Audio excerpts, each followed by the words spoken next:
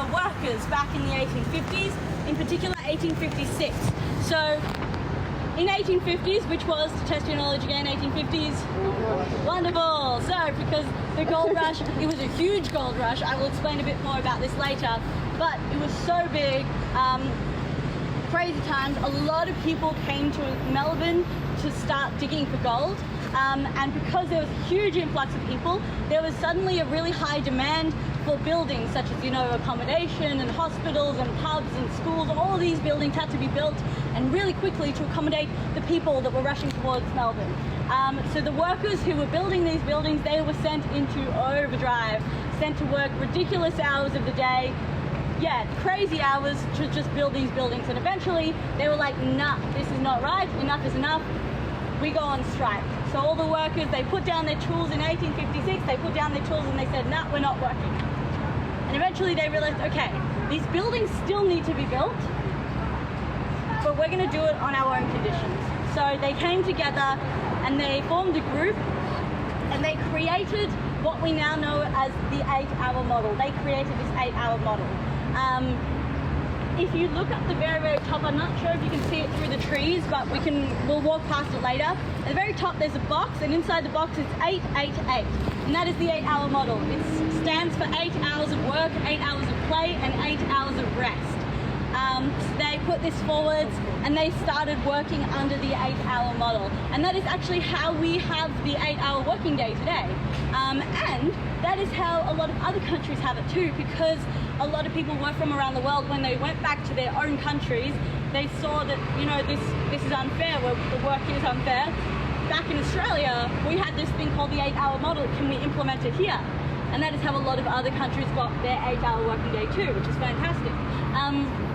But what is symbolic about this, we call this the 8-hour movement. What is symbolic is those guys were one of the very, very first unions that we had. They had a problem. They came together and they created a solution. They worked together to come up with a solution and the conditions under which they will work, because they were the ones that were working anyways.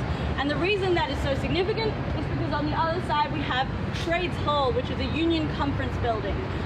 So it's right next to Trades Hall. This is the place where a lot of union conferences have happened.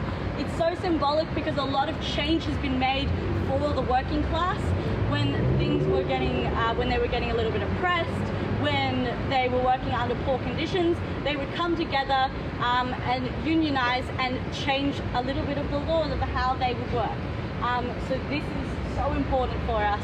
And another reason it's important is because Melbourne is quite a university student population. So we have a lot of university students, we have a lot of progressive-minded left-wing people, and that's why it's important, because a lot of people like to fight for their rights, basically. I don't know if you guys have seen any protests happening around. Yes. A few protests. Bullets. Yeah, it happens a lot. Because of the university student district, a lot of people are standing up for their rights. A lot of people are standing up for the rights of the people, and that is another reason why this is so significant. If you see at the top, they're waving this big red flag, solid red, and they raise this high every day, and that is the flag for workers' rights. So they have this on top of Trades Hall to symbolize workers' rights.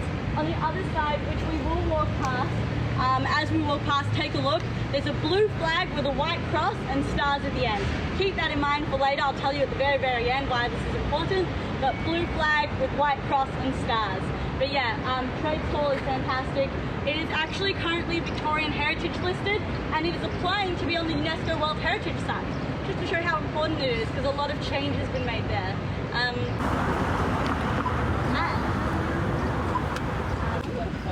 Yeah, this is the flag with the blue flag with a white cross and the stars at the end.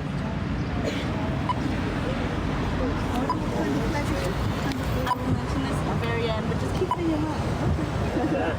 I'm very curious. I know. good idea to cross everything on the map. Do you want a map?